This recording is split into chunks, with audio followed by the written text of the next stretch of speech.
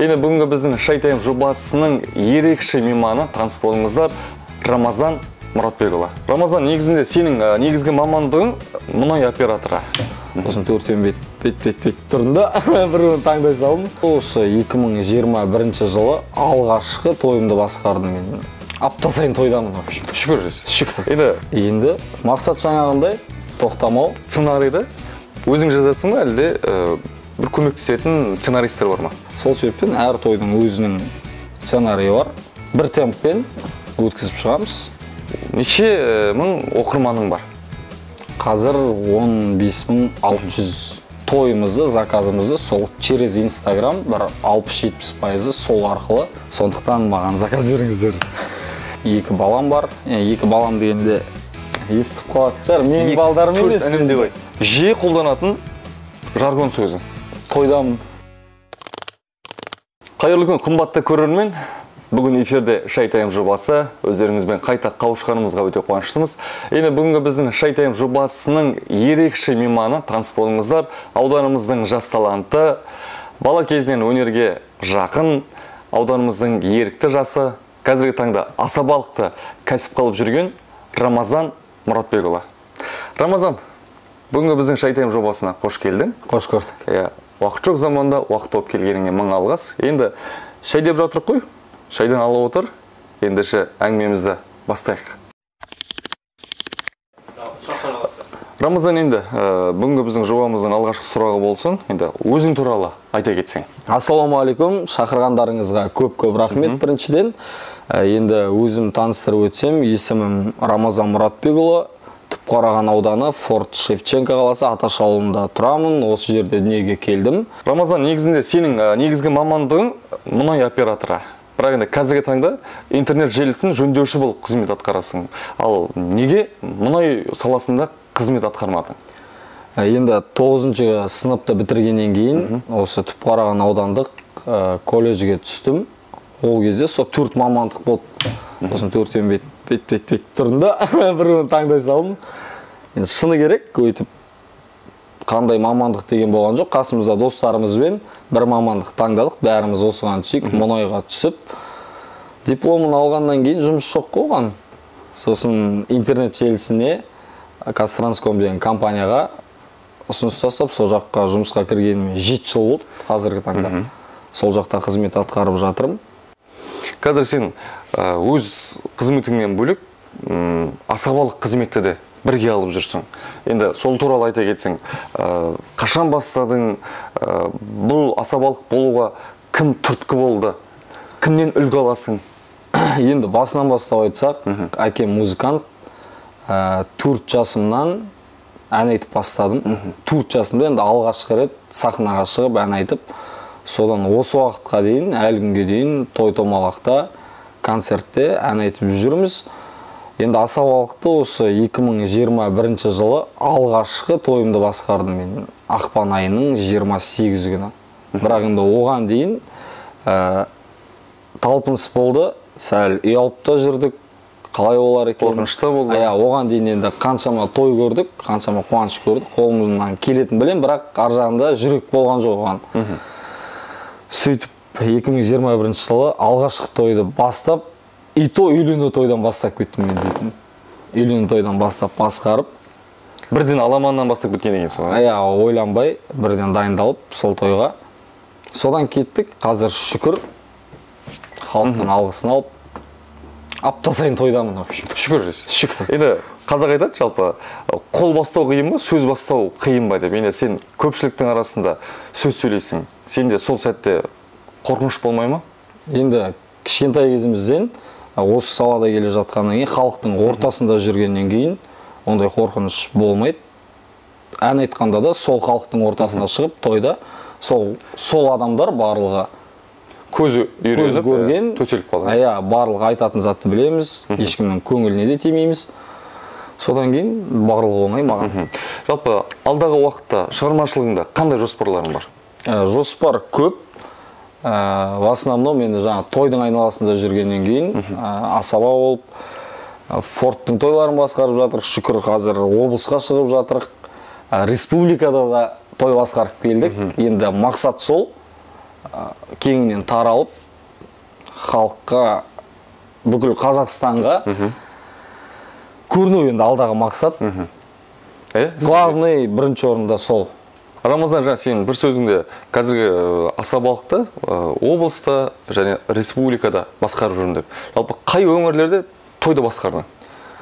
Енді жаңа айтып кеткендей, Форттың ішінен бастадық. Облыста Ақтау қаласы, Өзен бар, Шетпе, Жетібай, енді Форттан бөлек Маңғыстаудың түпкір-түпкіріне шүкір шығып жатырмыз.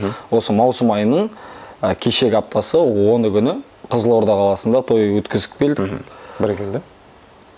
Енді мақсат жаңағындай тоқтамау, алға қарай Қазақстанның кез келген қаласынан.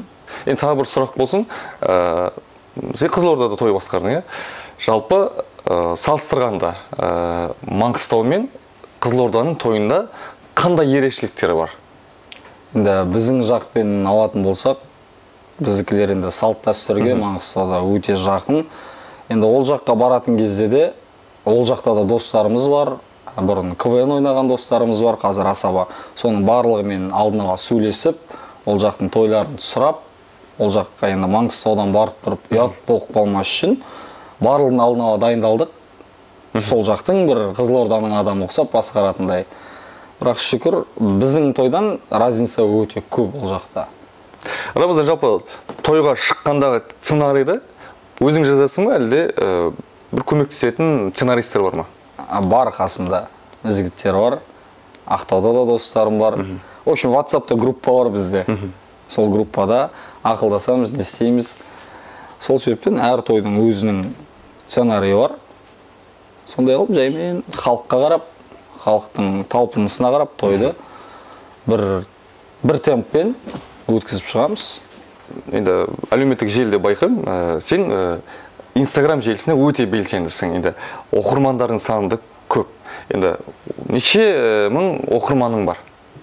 Қазір 15.600 бірдеңе енді. 15.600. 15.600, Содан асып бара жатыр. Соның барлығы шынайы сізге 2014 жылы осы Instagram ашылды. Одан басқа менде аккаунт жоқ. Содан бастап ұстап келе жатырған осы аккаунт. Себебі бұрын ән айтып жүрдік, кавер салып жүрдік. Соның барлығымен жиналып келген. Оның ішінде бір 600 или 1600 ма уже аккаунтын кетіріп тастаған адамдар да болуы мүмкін да, қалып қойған.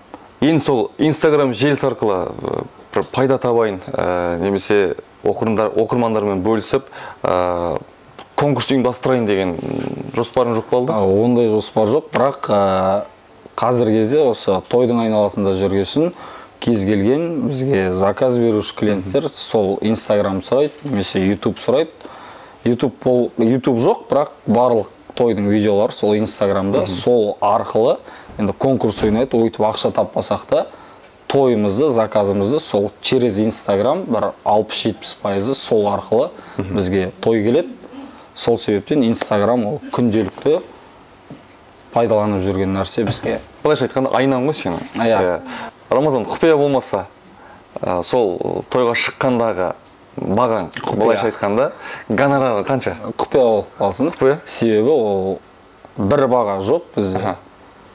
Кез келген тойға. Бірақ баға қол жетімді баға шығар, е? Қол жетімді, кез келген адам өзінің жағдайын түсіндіретіндер болады, оның барлығына қарап. Енді ауылдың баласымыз ғой, ауылдан шыққан. Қанша қалағысы келеді, может сол бағаға да біз өткізіп береміз. Сондықтан маған заказ беріңіздер. Рамазан, енді сұрағымызды басқа арнаға бұрайын. Енді отбасың туралы айтсаң. Отбасым туралы айтқанда, әкем мен анам бар, 2 бауырым бар, менің артымнан ерген. Сосын келіншегім, 2 балам бар. 2 балам дегенде естіп қалатын шығар. Менің балдарым емес. 4 інім деп айт, 4 інім. 4 інім бар қазіргі таңда, атасы мен әжесінің балдары. Рамазан, енді бүгін бір тамаша әңгіме дүкен құрдық деп ойлаймын. Енді сұхбат аяғында саған қызықты 10 сұрақ қоя кетсем, қалай қарайсың? Шынайы әрі тез жауап берсең. Бала Рамазанның арманы? Тым арман болған жоқ менде. Тамада болу оңай ма? Оңай, мен үшін оңай. Үй шаруасына араласасың ба? Иә, мусор төгем. Күніне қанша селфи жасайсың? Енді бірінші күннен төртінші күнге дейін көп жасамаймын. Аха. Ары қарай білмеймін, шексіз ол тойда жүрген. Тойдың кезінде, иә? Жиі қолданатын жаргон сөзі. Тойдамын. Демалысты қалай өткізесің? Көп демалмаймын мен. Жұмыс, той, сонымен өтіп жатыр уақыт. Енді арасында өзіңді көңіл бөліп болсаң жақсы ғой. Жақсы. Өзіңді қай қалаға ұқсатасың? Индия. Әскер қатарында болдың ба? Жоқ. Алған жоқ мен. Қандай әнді жиі айтасың? Ешкере. Және тыңдайсың? Ешкере. Әшкере. Кітап оқисың ба? Оқымаймын. Мектеп кезінде қай пәнді ұнаттың? География. Ал ұнатпағаның? Физика. Соңғы сұрақ болсын, бойыңдағы өзіңе ұнамайтын ең жағымсыз қасиетің? Көп қаңғимын. Көп қаңғимын. Далада жүремін. Рахмет. Үй көрмеймін. Рамазан, енді бүгін бір тамаша сұхбат болды. Енді бүгін эфирімізде өз мәресіне жетіп қалды. Енді эфиріміз аяқтамас бұрын өзіңнен бір түйінді сөз болсын, қорытындылайық, жастарға айтар алғысың ретінде. Баршаңызға біріншіден көп рахмет, осындай жобаға шақырғандарыңызға, елеп ескеріп. Барша жастарға айтарым, еңбек етіңіздер, еңбектенсеңіздер, ол барлық арман, мақсат барлық орындалады. Ең бастысы бір орында тұрып қалмай, мен ештеңе істей алмаймын деген болмау керек. Ешкім не тамады болып болмайды, не әнші болып болмайды. Барлығы әр адамның өзінің еңбегіне, ниетіне қарай. Ең бастысы мақсат болса, барлығы болады деген келеді. Рамазан, көп-көп рахмет. Ендеше біздің жобамыздың атынан және Тұпараған жастар ресурстық орталығының атынан кереметтей шыны шай тайымнан естелік ретінде сыйлық қабыл алғайсың. Және де алдағы уақытта жұмыстарыңа қашанда сәттілік, елдің, халықтың ықыласына қашанда бөленгейсің, той көп болсын, қазақтың тойы бітпесін, аман жүр, жұмысыңа қашанда сәттілік тілейміз. Қымбатты көрермендер, қадірлі достар, бүгін біздің шай тайым жобасы мінекей өз мәресіне жетті. Келесі кездескенше қош, сау болыңыздар.